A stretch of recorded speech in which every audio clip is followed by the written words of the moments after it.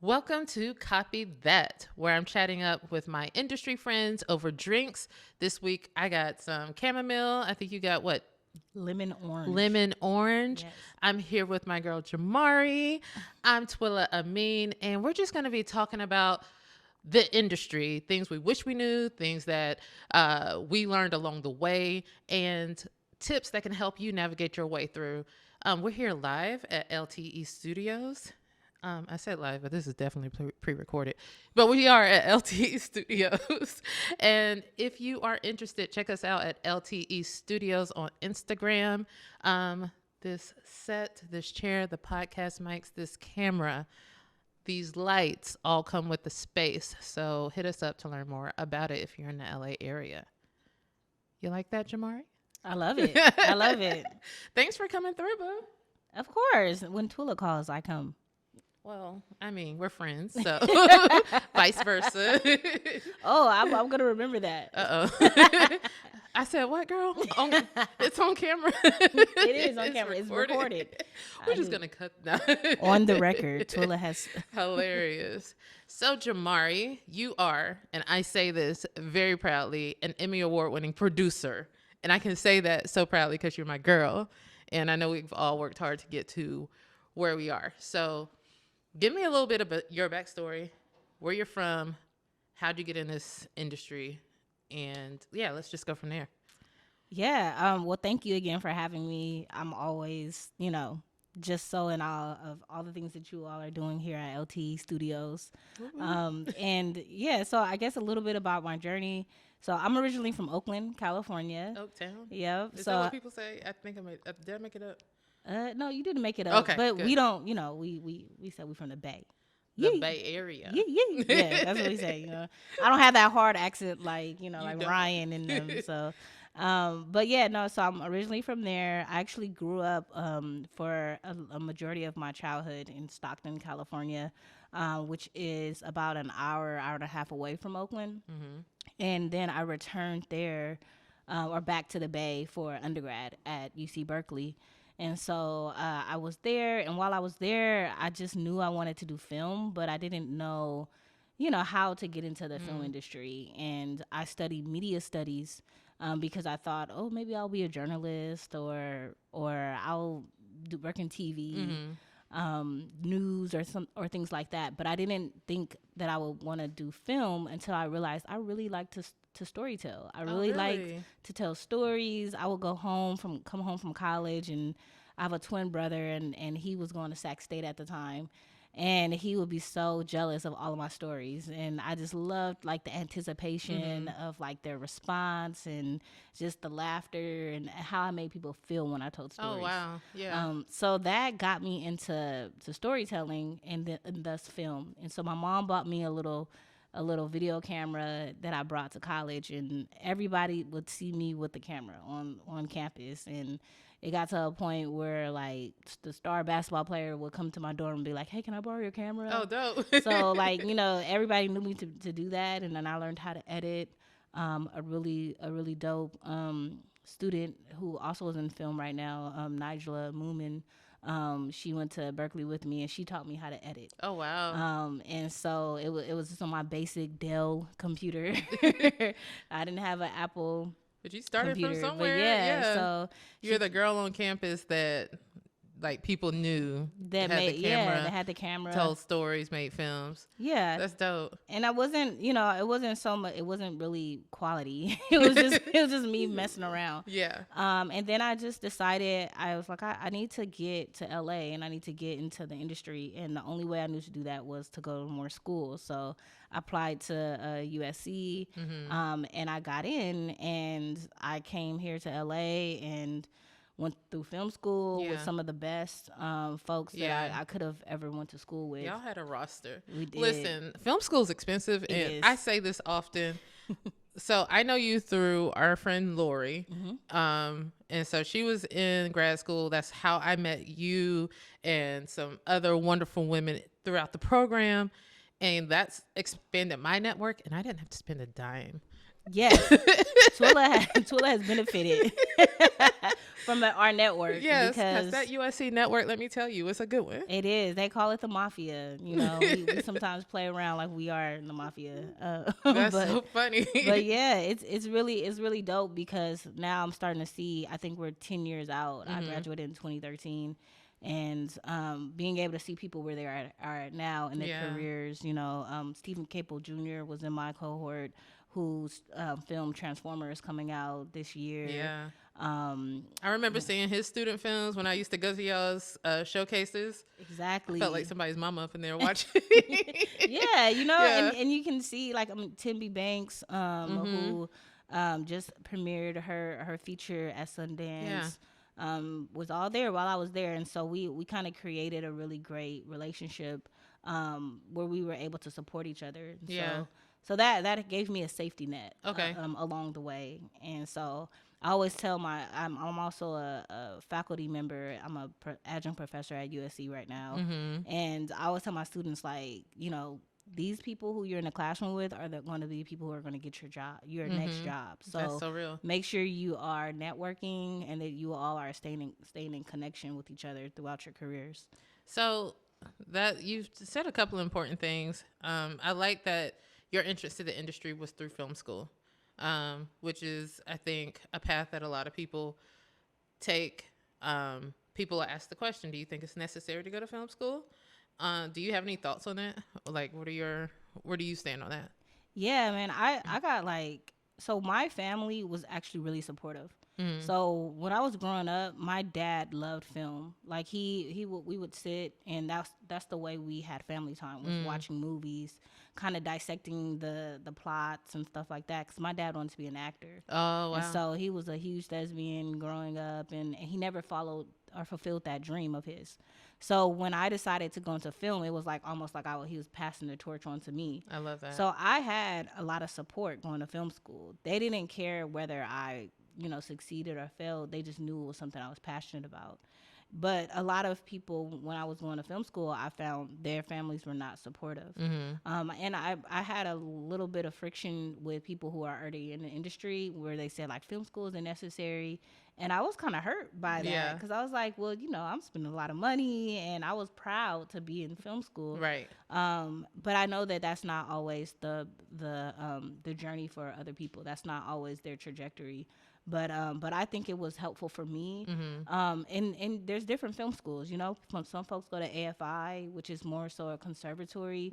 And so if you know you want to be a director, or you know you want to be an editor, then that's a good school to Yeah. go to. But USC, Some of us go to Howard. Howard, yes, that's a good school as Gotta well. drop that in there. Exactly. Yeah. But to me, it wasn't so much about, you know, about being a director or editor, because I really didn't know what aspect of film I wanted to go in. So I always explained to people that USC was much like law school or medical school for me, because we got to learn every single aspect of film. And then we got to choose like a discipline later on. Right. And so once I realized that my brain worked more as a producer, than anything, that I knew that that's something I could fall on, Yeah. if I didn't succeed as a director or anything else. Yeah. That's really dope and really important. I will say, like, I always tell people, like, it's up to you. You can go or not go. You know yourself. Are you going to be disciplined enough? For me, film school was the one time in my life where I could just work on creating films. I could, like, we actually shot on film a lot of time at Howard, and we could work on a project. I could succeed or fail, but like my whole life was just about making a project for like those years that I was there.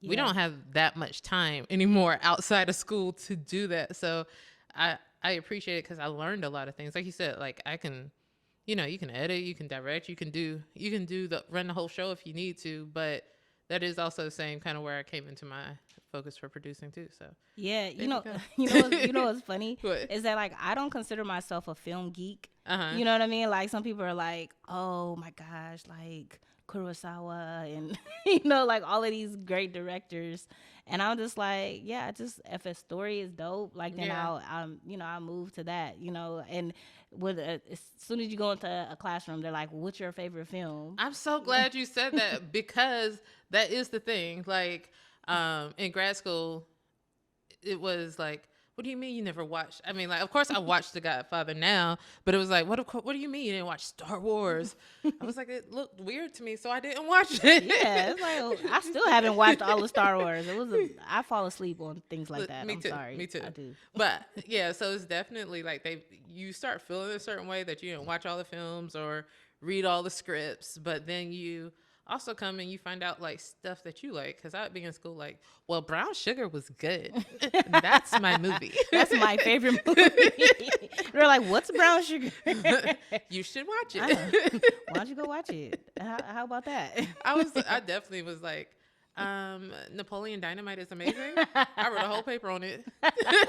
Exactly. Like like my exposure to film was so limited, and even going to Berkeley, like I took some film classes, and so I Yeah. did watch some things, but it wasn't like everybody's taste is so different, Right. and so I think that's really important, and especially as I found that a lot more black students are coming to film school, and I think that is also great because we need those stories, we need those Yeah. perspectives. Yeah. Our stories are not monolithic, and then we're also able to expose other cultures to our Right. to our backgrounds and our stories. So, do you feel like, for anybody who's starting into the industry, whether they choose to go to film school or not, do you think like there is some merit, I would say, into knowing like those classic films and to knowing what the structure, the golden structure is for all these films, so you can know the rules and then like take it and make it your own. I'll say that. But are you ever the one that presses and be like, you have to watch all the movies, you have to watch all the, like, what is a tip for people coming in who, like, for you might not be, and I'll say me too, like the big film geek about it, but just know they like to tell stories through this medium? Well, for me, I never press people to watch everything, because, it's just sometimes it's not possible to watch every single thing. But I would say that if you are trying to tell a certain story, try to do your research and your due diligence on some projects that kind of are in a similar vein. Right. A student actually came to me recently, to me and Lori actually, and she's trying to write something on like it's going to be a college series. Okay. And she was like, I looked them up, like she Googled like college series, and she was like, one of them that came up was called A Different Place or A Different, Ma'am? and I said, excuse me, A Different World.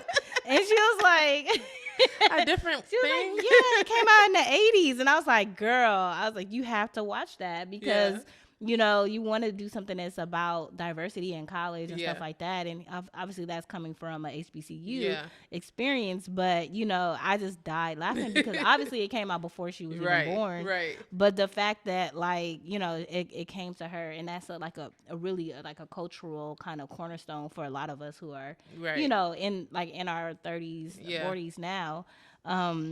So I just died laughing, but I was like, yes, watch it. Like we both like unanimously was like, you need to watch that. Period. Yeah, like, okay, yeah. Sex Lives of College Girls is great, but you want to watch A Different World for sure. Yeah, that's a good point. So you're in so you gone to film school. Now it's time to get into the industry. What was that transition like for you? Like, any thoughts around that? Well, I would say, I mean, always like kind of stepping out into your purpose is always stressful. And so people should know that, like, going into it is going to be stressful. Nothing's going to come easy to you when you are trying to pursue your purpose. So it should not feel, you know what I mean? Like, because people be like, oh my God, am I the only one that feels like all this anxiety? No, you're not. Everyone feels that way. Yeah. And I always tell folks it's almost like when you jump off, like, like a step, like, you know what I mean? Like the top of the steps, and you jump off and you're afraid that you're going to fall, but you end up landing. Right. And you always are going to land. Yeah. It might not be where you think you're supposed to be, but it's where you're supposed to be at that time. That's good. And so I always tell people that. And I think that's kind of what I was going through after film school. So it was a big transition for me. So my college roommate was getting married. I had to figure out a new place to live. And I knew I didn't want to go back to the Bay Area. I knew I didn't want to leave LA. So it was me taking a leap of faith. And, you know, I ended up working at quite a bit of tech companies. So I started off working at Apple as a they call it a family room specialist, where it's basically a notch down from the Genius Bar, girl. Okay. So I was basically, you know, diagnosing issues with iPads and phones and stuff like that. And I also was a they have these this role called a creator. So I kind of was like a step below that, where I was actually showing people how to use their devices. Like I would spend like 30 minutes of my day like teaching an old lady how to take a FaceTime, you know, or do a selfie so that she can put on a dating site or whatever, you know. And so I realized that I also had I love technology, but I also loved like teaching and education.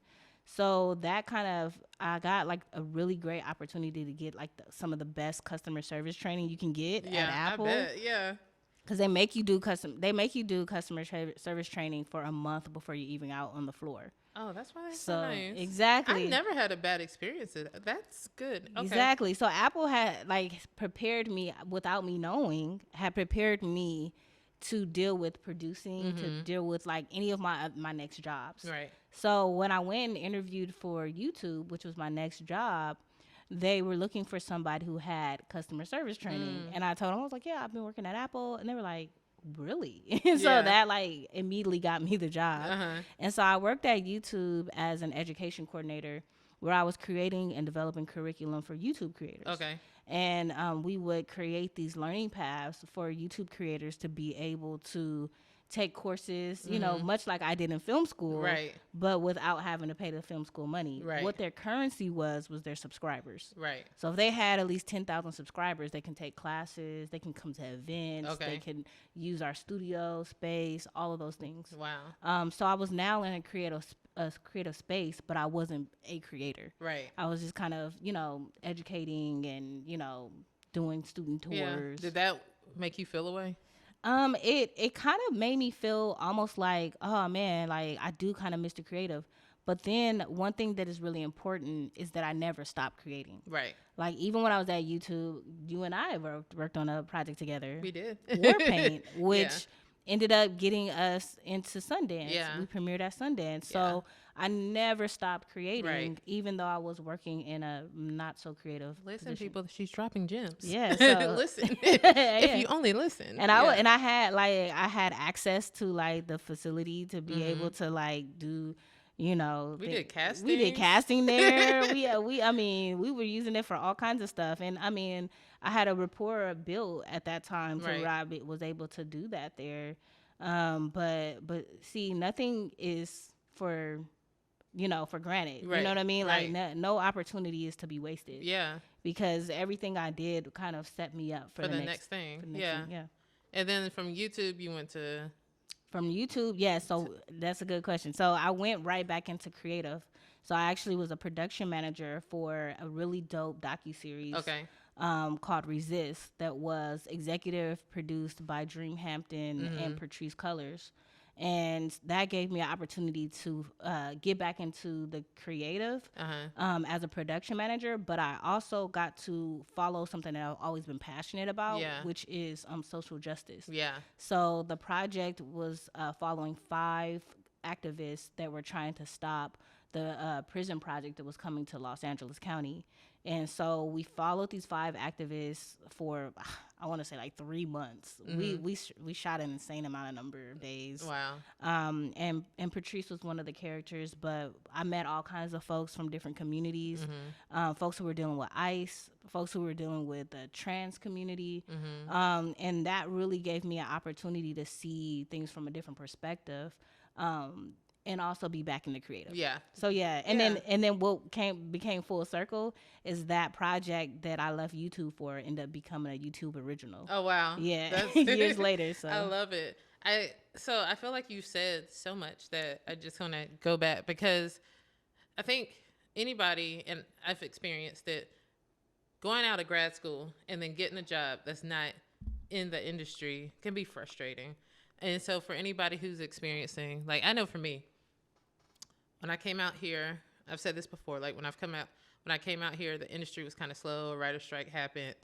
I had to apply for jobs like as a receptionist at an insurance company and stuff like that. And I'm like, listen, I went to the University of North Carolina at Chapel Hill. I went to Howard University.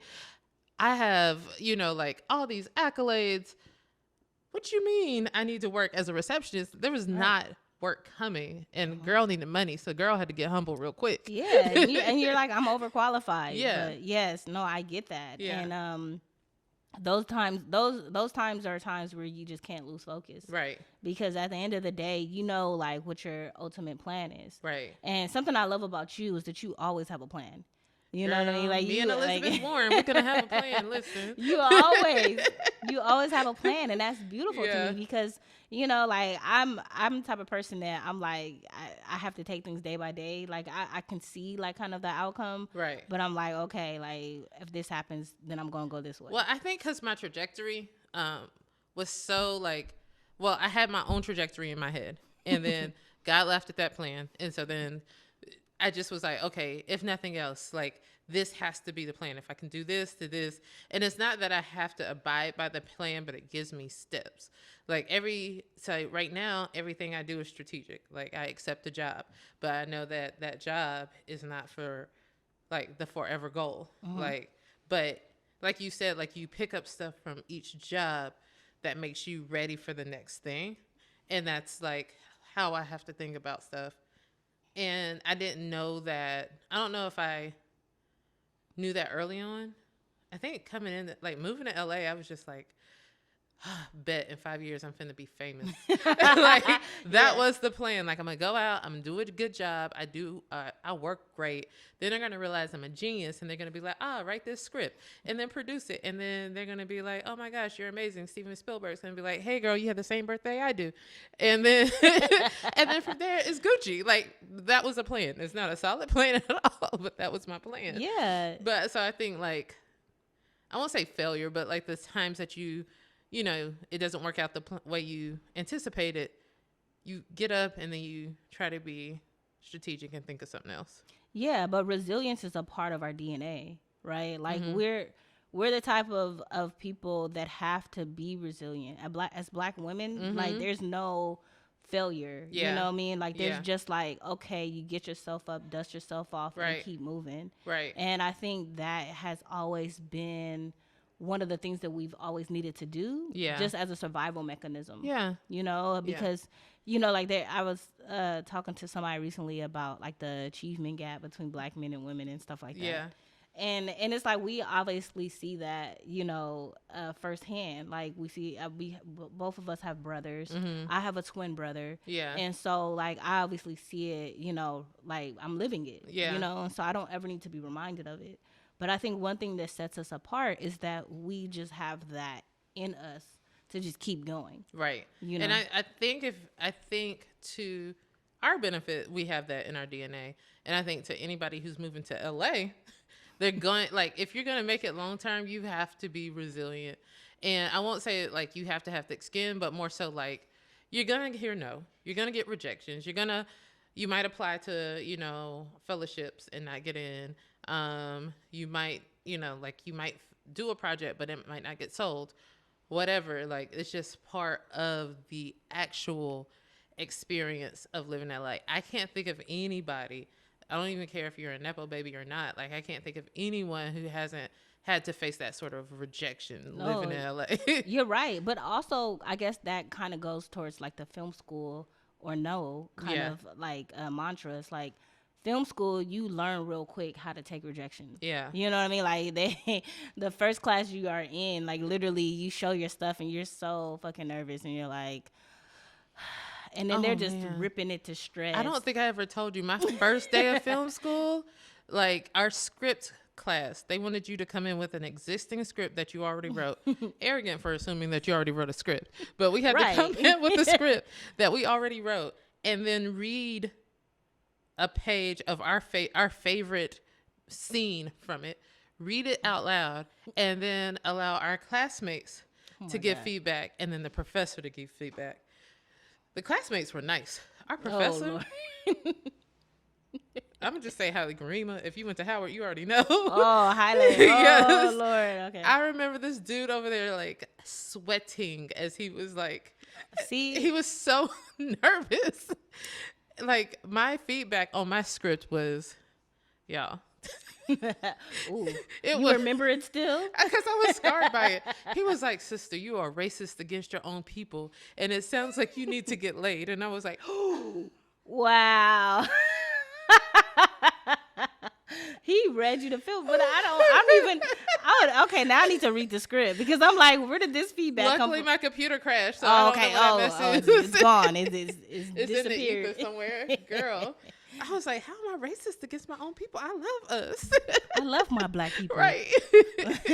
No, you know the thing is too, I think some people, unfortunately, who haven't went to film school, who are currently like kind of in the industry, they had to get humbled a bit. Yeah. You know what I mean? Like, and hear some critique and things like that to understand that like it's necessary. It's a part of Yeah. the industry. It's a part of the world we live in. To hear a no or to hear a Right. I don't get it. This is bumping with Yeah. me or whatever the case is. But how do you deal with like it could be a lot of rejection, and rejection could be harsh, and like how do you take it as like not only as like, hey, like what is it, how do you cope with it, because sometimes it starts feeling personal after a while, especially if you're in a season where no is the only answer that you're going to get. I love that question because like mental health is a big thing, especially in this industry. And I'm a big advocate for, figuring out something to help you get through the rejection or just get through life. Yeah. Because a lot of times we get sidetracked when we see our friends succeeding and we're Listen. still in the queue. Waiting on our, waiting on our yes, or waiting on our award, or waiting on our festival entry, Right. and everybody else is seems to be doing well, you know. Right. But what I think I realize is that nobody's got it all together. You know what I mean? Nobody's where they want to be. It could be. I mean, like my friends that are extremely successful right now, there's something going on with them, and they're not where they want to be Right. either. So I think once you realize that we're all kind of in the same boat, and we all are kind of living the same set of rejections, the same set of things. Maybe the stakes are higher, you Right. know. I think that helped me, but also I learned to give yourself grace. Yeah. Like give yourself grace, and then keep people around you that's gonna always remind you that you're okay. That's gonna affirm you. Right. Like I would tell you, that's my love language, affirmations. Yeah. And so you keep people around you. They can be like, "Oh, you're doing okay." Give yourself grace. You're look at these things that you're doing well. Yeah. You know what I mean? Yeah. Like this one thing might be in the bad. You know what Yeah. I mean? Or it might be a negative, but look at all these positives. Right. So I think that is what helped me get through some of the Yeah, rejection. that's good. Yeah. You know what's not healthy? What I would do? Let me tell you. So I think it was like I actually started a folder in my Gmail where it was just like rejection count. And anytime I got like a no, I would just throw it in that folder.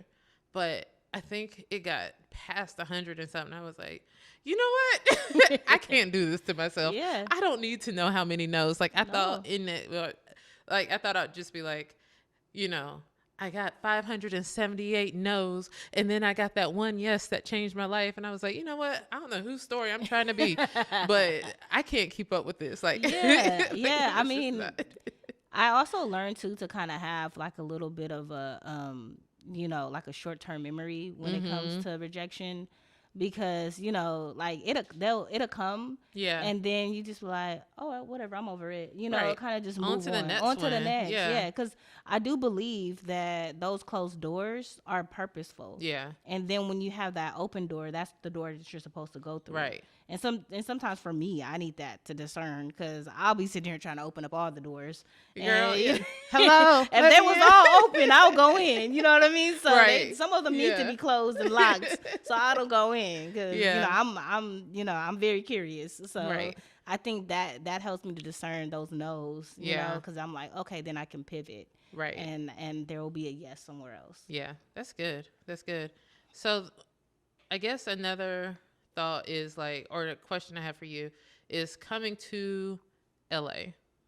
what was like the worst piece of advice someone might have given you? Not necessarily coming to LA, but just early advice that might have been pretty bad. A bad advice. Mm-hmm. It's a good question. I mean, I don't think I had that much bad advice. But I think I don't know. Trying to think. Maybe some of the bad advice is that, I don't know. Like I will say one thing that like a lot of professors had said to us is that it's gonna take like 10 years for you to Mm-hmm. get to where you need to be. Mm-hmm. And I don't want to say that that's like wrong, but it's fucking scary to tell like somebody who's starting off or just moved here like 10 years. That sounds crazy. 10 Yeah. years, Yeah. you know what I mean? Because that seems like, it's a decade from where Right. you're at, Right. But then looking back 10 years from me graduating, Yeah. I'm doesn't like, seem that it long. doesn't Yeah. seem that bad. Yeah. I'm just like, oh yeah, I had to kind of go through a lot of different things to get to where I'm at now. Yeah. And I think I would even say like, because I think, first of all, if you told me 10 years, I'd been like, yeah, whatever, I'm not doing that. But at the same time, like people, like I think I came in with a 5-year deadline. And then when nothing was going according to plan, I got like really depressed. Mm-hmm. So it was just like, I think I also needed to hear like, it's a marathon. It's not a race. Like, It you know, is, yeah. like somebody should have told me Nipsey was going to write a song. And also like let's normalize like the industry depression because that's real. Yeah, let's normalize it. I mean, I mean like shoot, I'll be like, am I bipolar? Shoot, like at one minute I'm like, yes. Next minute I'm like, no, you know what I mean? Like just like pillow over my head. Like what am I gonna do? But it's real. It's normal. These are real emotions that we feel every day. Yeah. So like we have to understand like that's a part of the journey. Yeah. But one thing somebody did say, so along with that bad advice, the good advice that I got is that even when things are going wrong, just wait until you get around the corner. Because if you just wait until you get around that corner, there's your blessing, Right. There's your awards, there's your success. Yeah. But some people just don't want to wait. Yeah. You want it now. Especially, like, I can imagine, like, I think, like, we came up on the cusp where, like, content creation was just, like, really starting and that online thing was just starting. And so me being the film person that I am, listen, my pride has gotten into my way lots of times. It's like, oh, no, I'm not creating content for the web. Right. I'm creating content for the silver screen, darling. Yeah. And then, so not really engaging fully in that at first, and then seeing all these people pop off, and I'm like, Yeah. but they're not even that. I mean, to whatever, they're genius enough to be able to make content and go viral. But just like, wow, how did they go big? And like from that, leap onto like getting movie deals and things like that. And it's just like, so seeing people, especially online, looking like they've made it, where you're like, I went to school, I did this, I did that, and I'm still just here. But yeah, but also, to your point, like life is a marathon, you know what I mean? But it's also a roller coaster. You know what I mean? Like there's gonna be ebbs and flows. Like you're gonna be on a high one day, and then you're gonna be on a low. Like so, and it's important to know that there's multiple ways to reach success. Yeah. And just success looks different for everybody.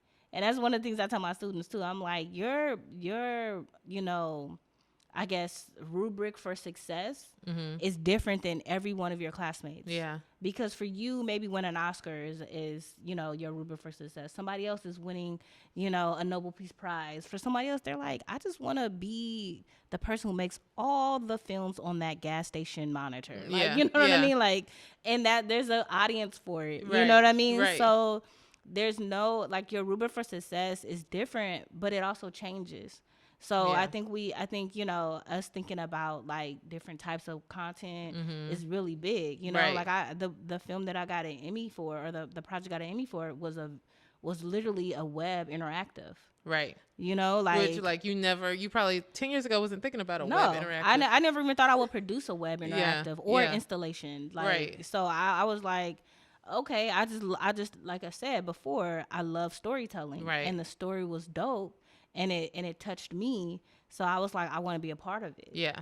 And who Yeah. knew that that would, be Yeah. such a success? I think you gave like, yeah, that's really key advice. Like, I think that goes back to just knowing like your why you're in it and what you do. And even I'd even challenge like, yeah, you'll have a rubric. We might have a rubric for success.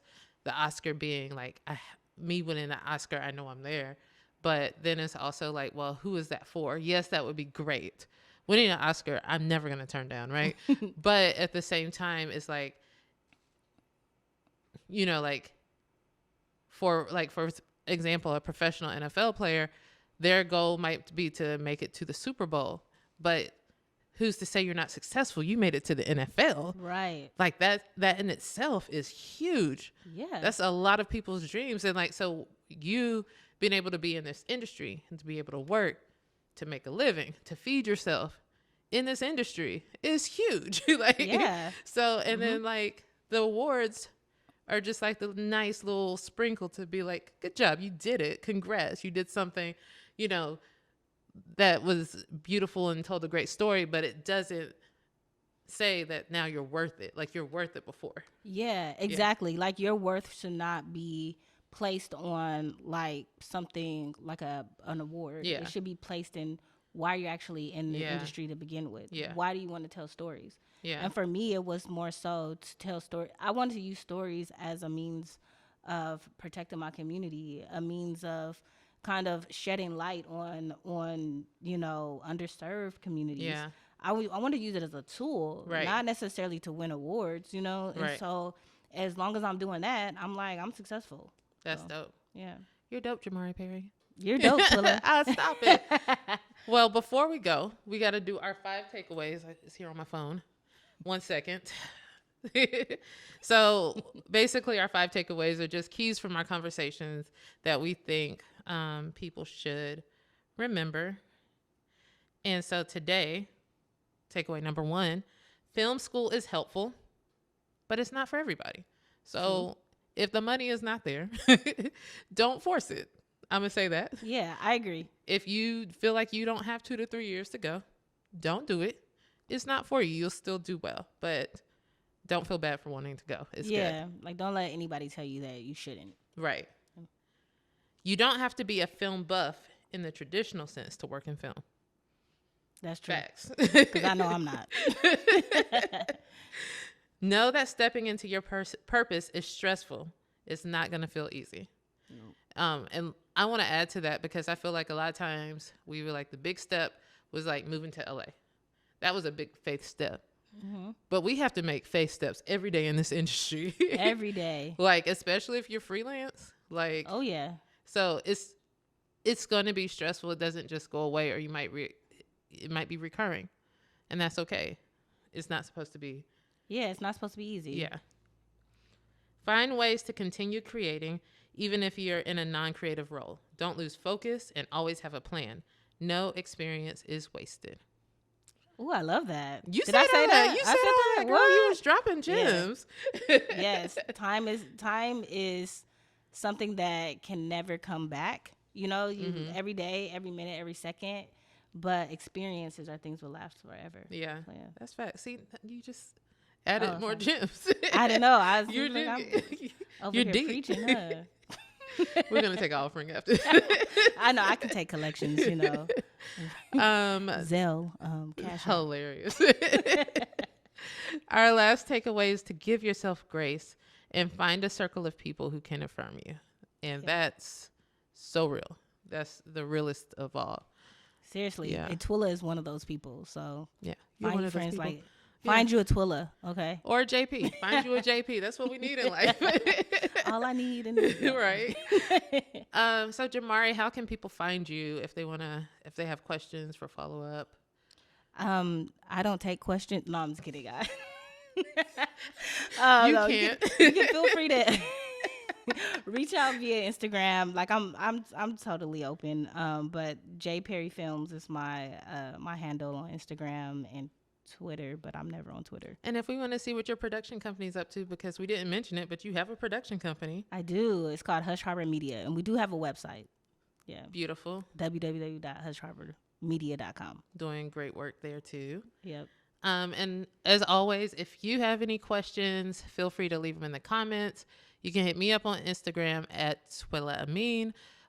Be sure to subscribe to Lacktoast Entertainment if you want to see more content like this. And we're available anywhere. Anywhere you listen to podcasts, you can find us. So listen and subscribe. Thank you.